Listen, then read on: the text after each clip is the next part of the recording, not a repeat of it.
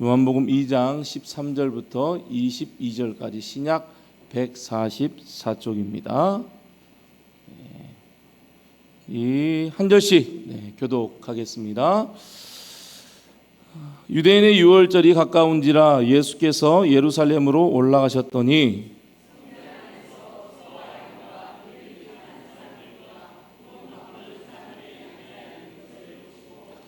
노끈으로 채찍을 만드사 양이나 소를 다 성전에서 내쫓으시고 돈 바꾸는 사람들의 돈을 쏟으시며 상을 엎으시고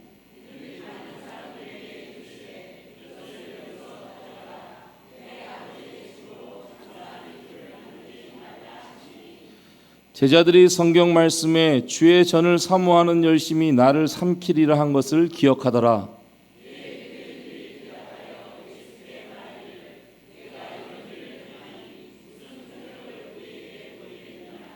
예수께서 대답하여 이르시되 너희가 이 성전을 헐라 내가 사흘 동안에 일으키리라.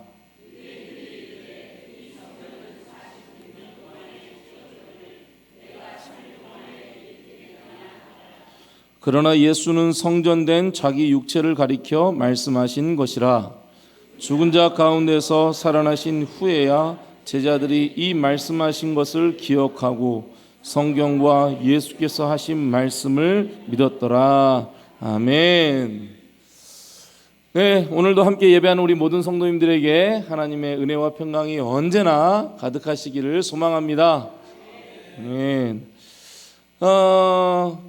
이렇게 순서를 바꾼 이유는 좀 이게 새가족 소개하는 부분도 그렇고 또 성경 말씀을 이렇게 봉독을 하고 바로 설교로 들어가면 좋겠다라는 생각이 또 집중이 되잖아요. 네, 이어지는 게 좋을 것 같아가지고 이렇게 좀 바꿨습니다. 저도 바꾸고 나니까 살짝 어색하긴 합니다. 네, 적응이 나가야죠. 네, 자 오늘은 성전이신 예수 그리스도에 대한 말씀을 함께 보고자 합니다.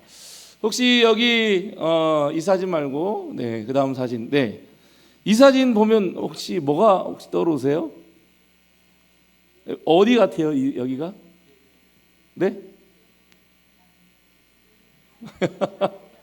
여기가 교회입니다.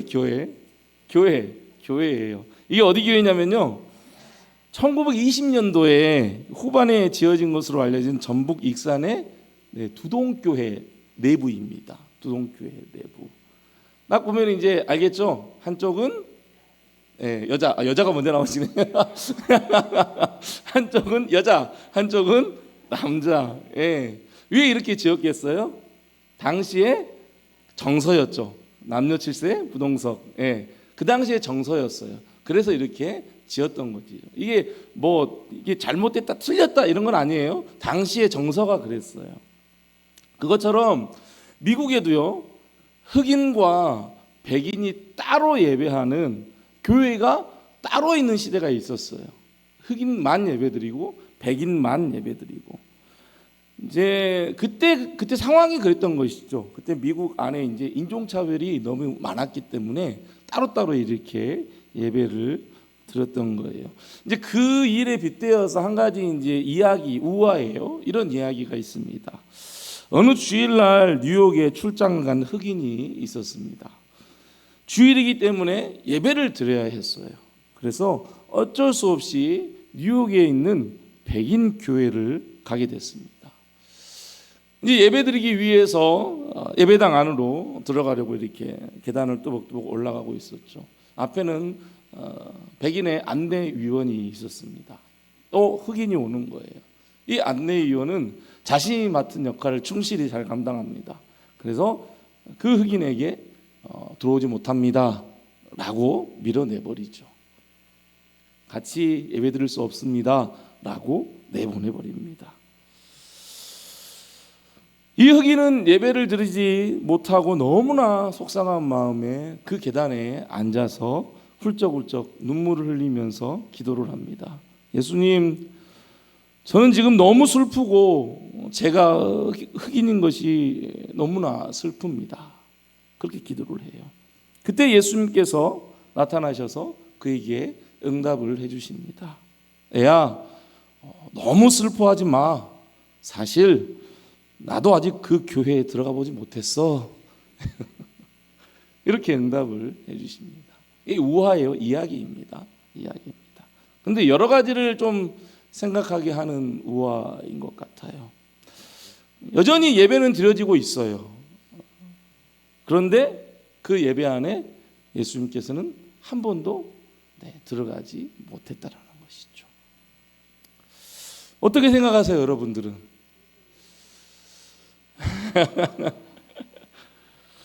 오늘 본문에 그와 같은 성전이 나와요. 예수님께서도 유대인이시기에 이 유대인의 유월절을 지키기 위해서 제자들과 함께 예루살렘으로 올라갔습니다. 지역적으로 보면요, 갈릴리가 위에 있어요. 그리고 예루살렘이 아래에가 있고, 지역적으로 보면 예루살렘으로 내려간다, 서울에서 광주로 내려간다 이렇게 말하는 게 맞죠. 근데 성경에서는 항상 예루살렘으로 간다 하면은 올라갔다라고 표현을 해요. 왜냐하면 이제 지리적으로 예루살렘이 좀 더 높은 곳에 있기 때문에 그렇게 이야기도 하는데, 이 유대인들에게 있어서 항상 뭐가 중심이었어요? 유대인들에게는 성전이 중심이었습니다. 그래서 성전이 있는 그 예루살렘으로 올라간다라고 항상 표현을 했던 것이죠. 당시 예루살렘에 있는 성전은 예루살렘 성전이라고 말을 하지만 사실은 어떤 성전이냐면 헤롯 성전이에요. 헤롯 성전. 이 구약에서부터 시작된 이 성전에 대해서 한번 말씀을 좀 드리면, 구약의 출애굽 이후에 이제 40년 광야 생활을 하면서 하나님께서는 모세에게 그 광야 40년 생활 동안 하나님께서 함께 하실 수 있도록 성막을 지으라고 말씀을 하셨죠. 그래서 모세는 율법대로 성막을 짓습니다. 그게 모세 시대 저게 성막입니다. 성막을 짓고 움직일 때마다 저걸 또 들고 가서 또 짓고 그렇게 했어요. 모세 시대 성막이에요. 이제 모세 시대가 끝나고 왕정 시대가 오죠. 사울이 왕이 되고 그 다음에 다윗이 왕이 돼요. 다윗은 궁정을 엄청 아름답게 꾸미고 지어요. 그런데 보니까 여전히 하나님의 언약궤, 하나님의 임재를 상징하는 그 언약궤는 성막이가 그대로 있는 거예요.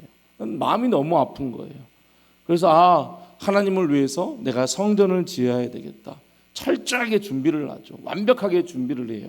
하지만 하나님께서는 뭐라고 하시죠? 너는 피를 너무 많이 흘렸어. 너가 성전을 지을 수는 없어 라고 말씀하시고, 누가 성전을 짓죠? 솔로몬이 성전을 짓습니다. 그래서 두 번째가 이제 모세 시대 성막을 지나서 솔로몬의 성전이 화려하게 지어지죠. 화려한 솔로몬의 성전입니다. 이제 이후에 왕정시대 때 이스라엘은 범죄하고 타락하죠. 그리고 결국 북이스라엘은 아수르에 의해서 멸망하게 되고, 성전이 있던 예루살렘은 바벨론에 의해서 멸망을 하게 됩니다. 이스라엘 백성들은 바벨론의 포로로 끌려가죠. 그리고 포로 생활 이후에 돌아온 유대인들이 수룹바벨의 지도하에 성전을 재건을 합니다. 그래서 이게 세 번째 수룹바벨 성전이라고 하죠. 그림에 보듯이 되게 초라하죠, 그렇죠? 아주 좀 규모가 작습니다. 이게 재건을 하는 거예요. 재건, 무너진 성전을 다시 세우는 재건이에요. 제2성전이라고도 이렇게 이야기를 하죠. 그 이후에 이제 바벨론의 시대가 끝나고 페르시아의 시대도 끝나고, 누가 전 세계를 장악하냐면 로마가 전 세계를 장악할 때이죠. BC 63년 로마의 폼페이우스 장군에 의해서 이 예루살렘에 있는 예루살렘이 정복을 당하고, 그때 예루살렘 성전, 이 수룹바벨 성전이 완전히 다 무너지게 됩니다. 또다시 무너지게 돼요. 다 파괴되고 맙니다. 그리고 로마의 그 지메아에 있던, 그때 BC 20년에 로마에 의해 임명된 헤롯 대왕이죠. 헤롯 대왕은 이 유대인의 환심을 사기 위해서 성전을 짓기 시작합니다. 성전을 짓기 시작해요.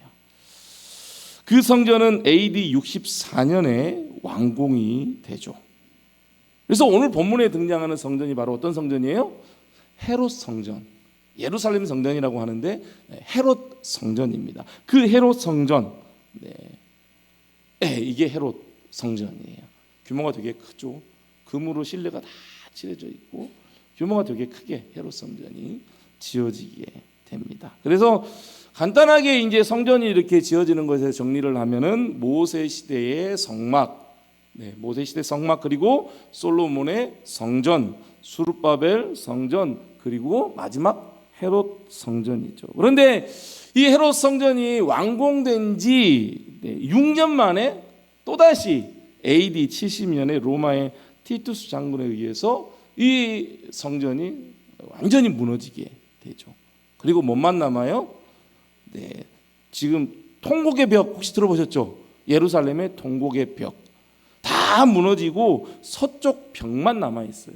그게 이제 통곡의 벽이라고 하죠. 유대인들은 가가지고 이제 절기 때마다 가가지고 통곡의 벽을 만지면서 눈물을 흘리면서 그들이 기도를 하죠. 그러면서 그곳에 제3의 아까 수룹바벨 성전이 제2의 성전이라고 했잖아요. 이제 제3의 성전이 세워질 때 유대인들은 자기들에게 메시아가 온다라고 그렇게 생각을 하죠. 그래서 지금도 그 통곡의 벽 앞에서 유대인들이 기도하면서 눈물을 흘리면서 그렇게 기도를 하고 있는 거죠. 그러나 그 예루살렘 성전, 이 헤롯 성전이 무너진 것은 이미 예수님께서 다 도리에 돌도 남지 않고 다 무너질 것이다 말씀하신 대로 그렇게 무너진 것이죠. 지금 예수님께서 유월절을 지키기 위해 가셨던 성전이 바로 조금 전에 그 그림에 있던 헤롯 성전입니다. 예수님 당시에는 여전히 헤롯 성전 공사가 진행 중이었어요. 완공된 게 아니었어요. 20절에 보면 유대인들이 이렇게 얘기를 하죠. 유대인들이 이르되 이 성전은 46년 동안 지었거늘. 그러니까 거의 BC 몇 년이었죠? BC 20년도부터 시작해가지고 지어진 성전이기 때문에 약 80년 정도 걸렸습니다. 그런데 이들이 얘기할 때 46년이면은 한참 공사가 진행 중인 거죠. 하지만 이제 어느 정도 성전의 모습을 잘 갖추고 있는 그 헤롯 성전에서 유대인들은 절기 때마다 제사를 드리기 위해서 이 팔레스타인 그 지역 사람들, 유대인들, 그리고 타국에 있는 많은 유대인들이 절기를 지키기 위해서 이 예루살렘 성전, 헤롯 성전으로 모여드는 것이죠. 예수님께서도 그렇게 그 유대인의 유월절을 지키기 위해서 성전 안으로 들어가셨습니다. 그런데 성전 안에서 어떤 일이 벌어지게 돼요? 14절 말씀이에요. 함께 한번 읽어볼까요? 시작. 성전 안에서 소와 양과 비둘기 파는 사람들과 돈 바꾸는 사람들이 앉아 있는 것을 보시고, 성전 안에서 뭐 소, 양, 비둘기를 팔아요. 또 돈을 막 바꿔요. 이런 일이 벌어지고 있는 거예요. 소, 양, 비둘기 이러한 것들은 제사를 드리기 위한 뭐예요? 재물입니다. 재물. 돈은 이제 성전세를 내기 위한 거예요. 그 돈이에요. 재물은 흠이 없는 아주 깨끗한 재물이어야 했어요. 그런데 이제 예루살렘 근처에 있는 사람들은 뭐 가까우니까 바로 재물을 가져와도 흠 없는 재물을 가져와도 상관없잖아요. 근데 저 멀리 뭐 갈릴리 그 넘어서 뭐 타국에 있는 사람들이 소나 양이나 비둘기를 가져와요. 그러면 가져오는 길이 되게 시간이 길잖아요. 그러다 보면은 그 재물이 다 손상이 될 수가 있어요. 흠이 생길 수가 있단 말이에요. 그래서 이것을 좀 보완하기 위해서 아주 먼 지역에 있는 사람들, 타국에 있는 사람들이 와서 온전한 재물을 가지고 절기를 지키기 위해서, 그러기 위해서 처음에는 아주 좋은 의도에서 이게 이제 이루어졌단 말이에요. 좋은 의도에서 그 재물들을 파는 소, 뭐 양, 비둘기를 파는 일이 처음에는 좋은 의도에서 그렇게 시작이 되었습니다. 그런데 그게 이제 좋은 의도로 시작된 그 일이 어떻게 됐어요? 변질돼 버리는 거예요. 변질되어 버렸어요. 장사하는 일이 성전 밖에서 처음에는 됐었는데 그게 어디로 들어오게 되냐면은 성전 안으로 이제 들어와 버린 것이죠. 여기 사진에 보면은 여기 이방인의 뜰 보이시죠? 가운데 우뚝 서 있는 저기가 이제 지성소입니다. 제사장, 대제장만 들어갈 수 있는 지성소. 그리고 이제 맨 가에 이방인의 뜰이 있어요. 이방인들도 와가지고 이제 여기에서 같이 절기를 지킬 수 있는 곳인데, 이 이방인의 뜰 안에서 장사가 이루어진 거예요. 이방인의 뜰도 성전이거든요. 큰 성전 안에 있는 거예요. 근데 그 성전 안에서 장사가 이루어진 거예요. 그래서 예수님께서는 그곳에서 장사하고 돈 바꾸는 사람들을 보시고 15절에 이렇게 말씀을 하시죠. 노끈으로 채찍을 만드사. 노끈으로 채찍을 만듭니다. 양이나 소를 성전에서 내쫓으시고 돈 바꾸는 사람들의 돈을 쏟아버립니다. 상을 엎으십니다. 그러면서 말씀하시죠. 16절입니다. 비둘기 파는 사람들에게 이르시되 이것을 여기서 가져가라. 내 아버지의 집으로 장사하는 집을 만들지 말라 하시니. 왜 예수님께서 그럼 노끈으로 채찍을 만들었어요? 그리고 다 내쫓는 거예요. 막 노끈으로 소 양을 다 내쫓으시면서, 그러면서 막 돈 바꾸는 그 상도 다 엎어버리시고. 모습이 어때요? 아주 순한 모습으로 그렇게 하시는 것 같아요? 아니죠. 화가 엄청 나셨어요. 화가 엄청 나셨어요. 예수님께서 화가 많이 나셨어요. 왜 그렇게 화를 내신 것인가? 16절에서 말씀하잖아요. 내 아버지 집, 성전이에요. 성전이 장사하는 집이 되어버렸기 때문입니다. 처음에는 이 장사가 좋은 의도에서 시작됐다고 했어요. 그렇죠. 장사하는 것 자체는 문제가 안 됐어요. 왜냐하면 멀리서 와서 재물이, 그 소나 양이 다 흠이 있으면 제사를 못 드리니까 좋은 의도에서 시작이 됐어요.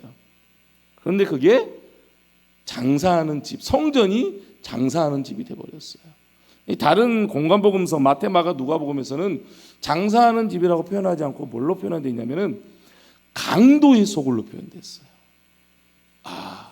성전이 강도의 소굴이 되어버렸어요. 강도의 소굴. 예수님께서는 그게 화를 내시면서 성전을 이렇게 강도의 소굴로 만들어 버렸느냐, 이렇게 화를 내신 이유가 뭐예요? 좋은 의도에서 시작된 장사가 정말 강도의 소굴이 되어버렸어요. 당시 대제사장인 안나스를 비롯한 종교 지도자들, 이들이 문제였던 것입니다. 이들이 결탁해서 이제 또 장사하는 사람들이 문제였어요. 이들이 재물을 파는 이 일로 인해서 자기들의 이득을 챙기는 거예요. 제사를 드리기 위한 재물은 당시 제사장들이 그 재물을 보고 이것은 합격, 불합격, 이것을 이제 판단을 했거든요. 제사하기 위해서 재물을 가져오잖아요. 소나 양이나 비둘기를 가져와요. 그러면 제사장들이 앞에서 보고 이것은 괜찮네, 합격, 들어가십시오, 제사 드리십시오. 이것은 흠이 있습니다, 안 됩니다, 불합격, 이렇게 이야기를 했어요. 그리고 재물을 성전 안에서 파는 사람들에게 이제 불합격하고 재물을 성전 안에서 파는 사람들에게 사가지고 오십시오라고 얘기를 해요. 그러니까 제사장들과 판매하는 사람들은 서로 이제 결탁을 해가지고 팔아서 남은 이윤을 제사장들에게 바치는 것이죠. 그래서 제사장들이 그 장사한 일로 막대한 이득을 보는 거예요. 그러니까 아무리 가까운 예루살렘에 있는 사람들이 재물을 가져와도 그 재물을 보고 합격임에도 불구하고 뭐라고 해요? 불합격. 좋은 거 가져와도 불합격. 아무리 깨끗한 거 가져와도 불합격. 그러면서 뭐라고 해요? 저기 가서 사와라. 그리고 거기 사오면은 거기에서 나오는 이윤을 누구에게 줘요? 제사장에게 주는 거죠. 막대한 이득을 보는 거예요. 돈 바꾸는 것도 마찬가지예요. 당시 20세 이상의 유대인 남자는 반드시 성전세를 내야 돼요. 반세겔이에요. 반세겔. 한 세겔이 남자가 노동하는 4일치 노동 정도의 돈이에요. 반세겔이니까 2일치 정도, 이틀 정도의 일을 할 때 받은 임금이죠. 그 정도예요. 그걸 반드시 성전세를 내야 해요. 이제 절기 때 왔으니까 온 김에 성전세를 내는 거죠. 그런데 그 반세겔은 그 돈 안에는 이방 사람들의 군주나 우상의 그림이 들어있으면 안 돼요. 절대 안 돼요.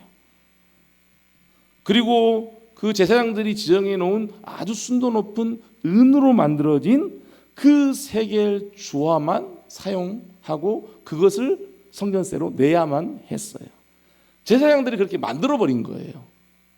그래서 성전 안에 있는 환전소에서 미리 이제 바칠 성전세를 바칠 것을 미리 이제 그들에게 주고, 이제 팔레스타인 아니면 이 타국에서 오는 사람들이 돈을 가지고 오면 그것을 환전소에서 바꾸는 것이죠. 그냥 바꾸면 좋은데, 네, 이제 거기에 뭐가 붙어요? 네, 수수료가 붙습니다. 정말 수수료가 붙었어요. 학자들은 한 12.5%, 13% 정도의 수수료였을 것이다 라고 얘기를 해요. 수수료를 내야 돼요. 울며 겨자 먹기식으로 재물을 사야 했어요. 울며 겨자 먹기식으로 돈을 바꿔야 했어요. 수수료를 내고 돈을 바꿔야 했어요. 거기에 남은 이유는 누구한테 가요? 제사장들한테 갔어요. 그래서 돈을 바꾸고 장사하는 일, 이것을 이 제사장들, 종교 지도자들은 자기들의 그 직권을 이용해 가지고 아주 큰 이득을 항상 보는 거였죠. 절기를 지키기 위해서 온 유대인들, 순수한 마음으로 온 유대인들은 어쩔 수 없이 장사를 해야만 해요. 사야 돼요. 돈을 바꿔야 돼요. 그래야 제사를 드릴 수 있어요. 그렇게 해서 이득을 챙긴 제사장들과 종교 지도자들은 큰 부를 이면서 모든 돈으로 자신의 권력을 또 유지하는데 계속해서 사용을 하죠. 그 돈으로 또 로마에 또 아부도 하면서. 그게 어디 성전 바깥에서 이루어진 일이 아니었어요. 어디에서 이루어졌어요? 네, 성전 안에서 이루어졌어요. 성전 안에서. 여러분, 성전인 이유가 뭐예요? 하나님의 영광이 가득하기 때문에 성전입니다. 하나님께서 계시지 않는 성전은 성전이 아니죠. 그냥 일반 제사의식을 행하는 그냥 건물에 불과합니다. 그런데 지금 예루살렘에 있는 그 성전, 헤롯 성전은 아버지의 집, 그 성전을 장사하는 집, 그 성전을 강도의 소굴로 만들어버린 거예요. 무엇을 핑계로 만들었어요? 하나님께 제사 드린다고 하는 그 제사를 핑계로 성전을 강도의 소굴로 만들어버린 거예요. 그러면서 제사가 없었는가? 끊임없이 제사는 있었어요. 자기들은 제사를 드려야 한다고 끊임없이 동일하게 제사는 계속해서 지켜지고 있는 거예요. 그리고 그 제사로 자신들의 이득을 또 계속해서 챙기고 있는 것이죠. 이러한 모습을 본 예수님, 사실 예수님께서 어릴 적부터 절기를 지키기 위해서 예루살렘 성전에 왔어요. 계속 그 모습을 보고 있었죠. 이제 예수님께서 공생애를 시작하면서, 공식적인 사역을 시작하면서 이 부분에 대해서 이제 분노를 하시면서 성전을 사실은 깨끗하게 하신 게 아니라 척결하신 것이죠. 예루살렘에 있는 그 종교 지도자들, 제사장, 그들이 얼마나 타락했는지를 볼 수가 있는 것이죠. 이렇게 분노하면서 엎으시고 쫓아내시는 그 예수님의 행위를 보고 유대인들이 예수님께 물어요. 18절에서 이에 유대인들이 대답하여 예수께 말하기를 내가 이런 일을 행하니 무슨 표적을 우리에게 보이겠느냐. 좋은 표적이라고 말하지 않아요. 유대인들은 예수님께 너가 지금 무슨 자격으로 이러한 일을 행하느냐, 무슨 권위로 지금 이러한 일을 행한 것인지 우리에게 입증을 할 수 있는 표적, 증거를 좀 보여봐라. 대들듯이 따지듯이 지금 묻고 있는 것입니다. 예수님께서 대답을 하시죠. 19절에서 이렇게 말씀을 합니다.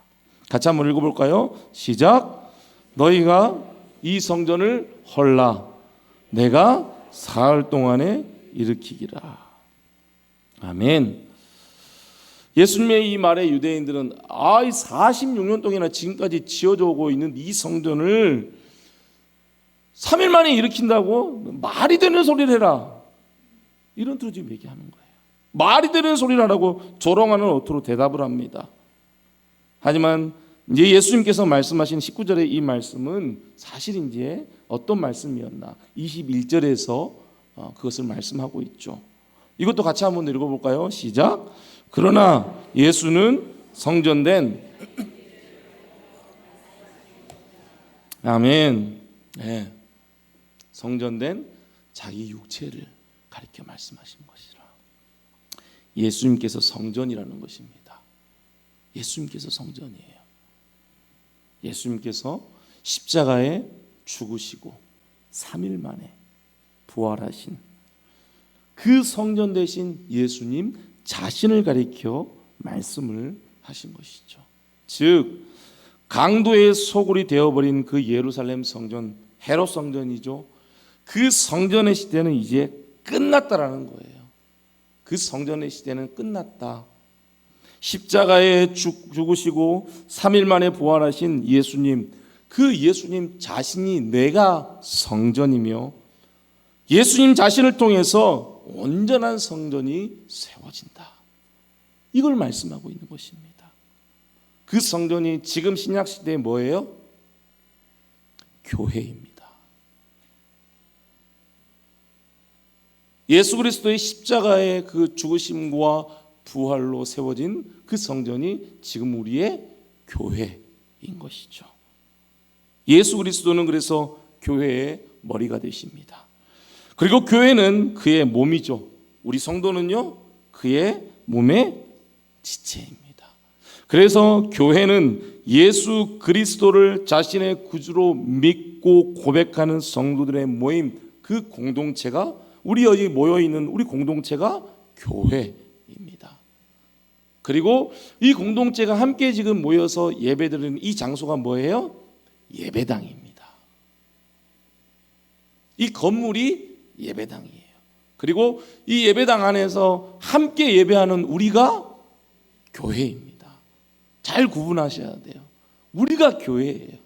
함께 모여있는 공동체 우리가 교회입니다.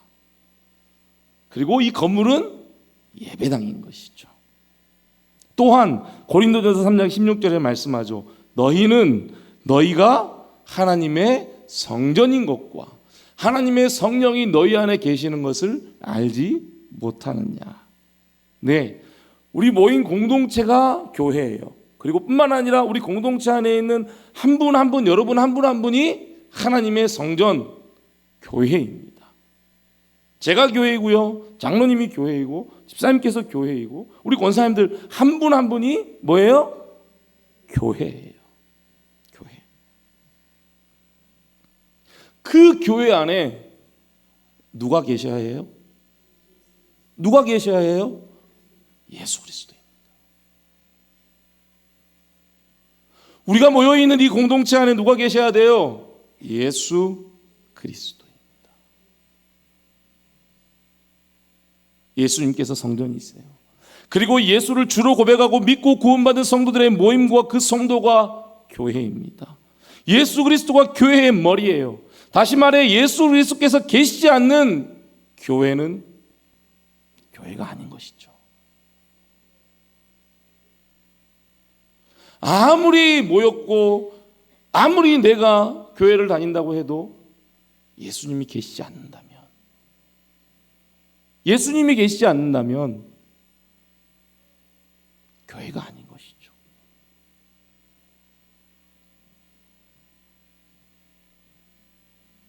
그래서 예배당에 와서 우리가 함께 이렇게 예배할 때마다 여러분 우리가 누구를 만나야 해요? 예수 그리스도를 만나야 합니다. 예수 그리스도를 만나야 해요. 독생자 예수 그리스도를 보내주신 그 하나님을 만나야 합니다. 예수 그리스도의 십자가의 사랑과 하나님의 그 은혜의 그 풍성함을 우리는 함께 모여서 예배할 때 그 은혜를 맛보아야 한다는 거예요. 그곳이 성전이고 그곳이 교회입니다. 여러분 매주 우리 교회에서 예배를 드리면서 정말 여러분들 예수님을 만나시는가요? 하나님의 은혜가 여러분 가운데 강하게 임하심을 경험하신가요? 하나님의 영광스러운 임재 안에서 여러분이 하나님을 예배하고 계신가요? 진실되게 여러분 스스로에게 한번 질문을 던져보시기 바랍니다. 그래서 저는 사실 엄청난 책임이 있어요. 아마 하나님께서 후에 이제 하나님 앞에 섰을 때 이 책임에 대해서 물으실 수도 있어요.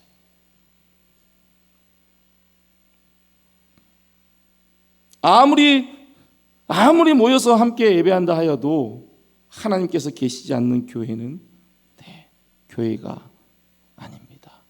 하나님께서 계시지 않는 예배는 예배가 아니에요. 그냥 종교 행사를 치르는 그런 행사의 건물에 불과한 것이죠. 서두에 한 예를 들었잖아요. 그 백인교회에 예수님이 가신 적이 있어요, 없어요? 한 번도 내가 들어가 본 적이 없다. 그럼 그 백인들이 드리는 예배는 예배일까요? 저는 정말 우리 교회가 예배할 때마다 하나님의 임재를 경험하고 하나님의 은혜 안에서 예수 그리스도의 그 십자가의 사랑을 기억하며 감사와 감격의 기쁨과 눈물이 넘쳐나는 예배, 그러한 교회가 되기를 소망합니다. 여러분 모두가 예배할 때마다 그 예수 그리스도를 만나는 은혜가 항상 가득하시기를 소망합니다.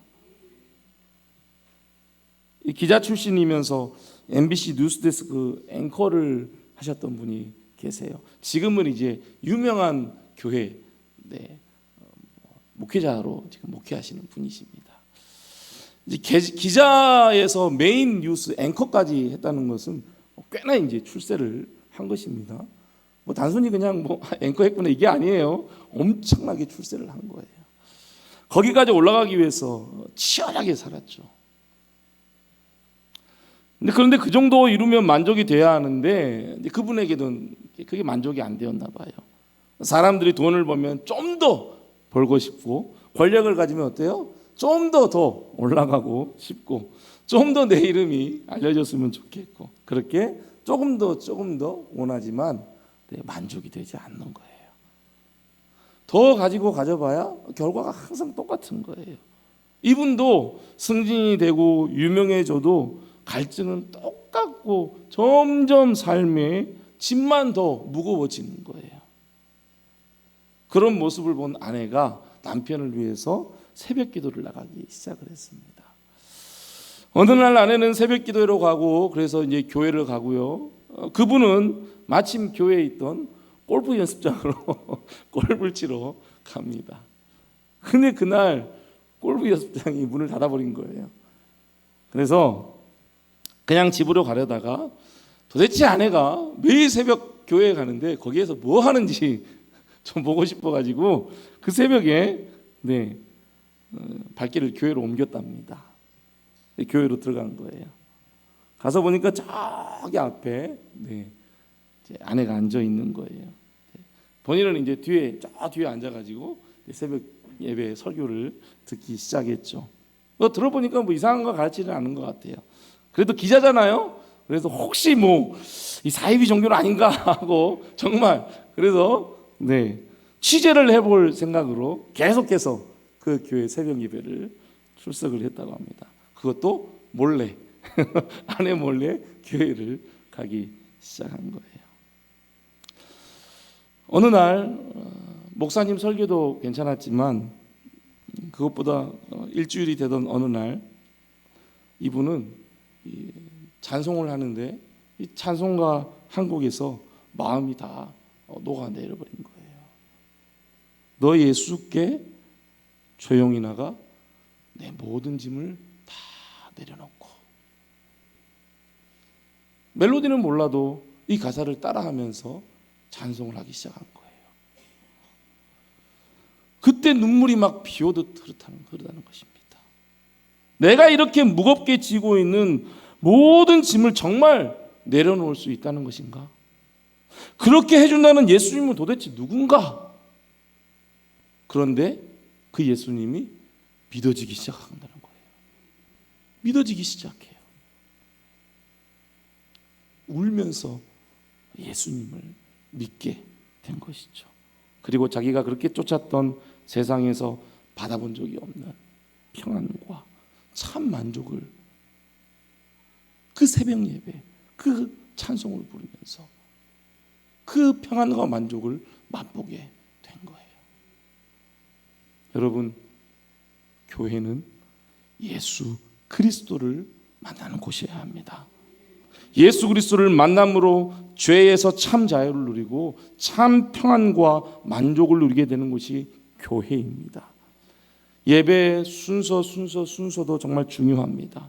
성도가 서로 교제하고 서로 반갑게 인사하는 것도 정말 중요합니다. 열심히 봉사하는 것도 정말 중요합니다. 그런데 거기에 예수 그리스도가 계시지 않는다면 여러분, 얼마나 마음 아픈 일입니까? 얼마나 마음 아픈 일이에요. 예수 그리스도는 없고 종교적인 열심만 남아있다면 얼마나 마음 아픈 일이에요. 여러분, 옆에 있는 성도가 예수 그리스도를 만나야 되는 게 아니에요. 옆에 있는 사람이 만나야 되는 게 아니에요. 저도 지금 저한테 얘기하는 거예요. 너가 예수 만나야 돼. 예배하면서 너가 하나님의 은혜를 경험해야 돼.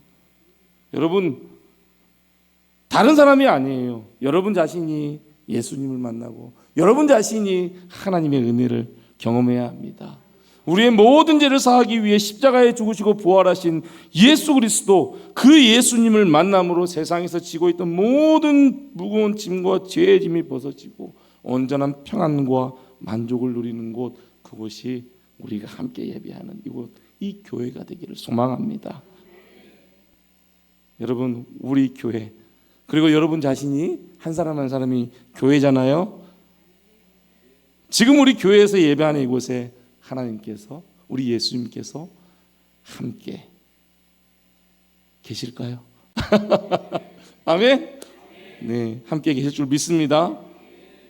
정리를 하겠습니다. 예수님께서 성전이십니다. 그리스도시요 살아계신 하나님의 아들이신 그 예수님으로 인해 교회가 존재하는 것입니다.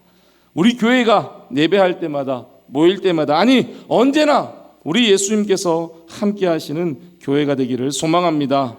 우리 교회에 와서 예배할 때마다 예수님을 만나는 은혜가 우리 모든 성도들에게 있기를 소망합니다. 또한 여러분 자신이 교회입니다. 여러분 안에 언제나 예수님께서 주인이 되셔서 예수로 가득한 복된 삶을 살아가는 모든 성도님 되시기를 주님의 이름으로 축복합니다.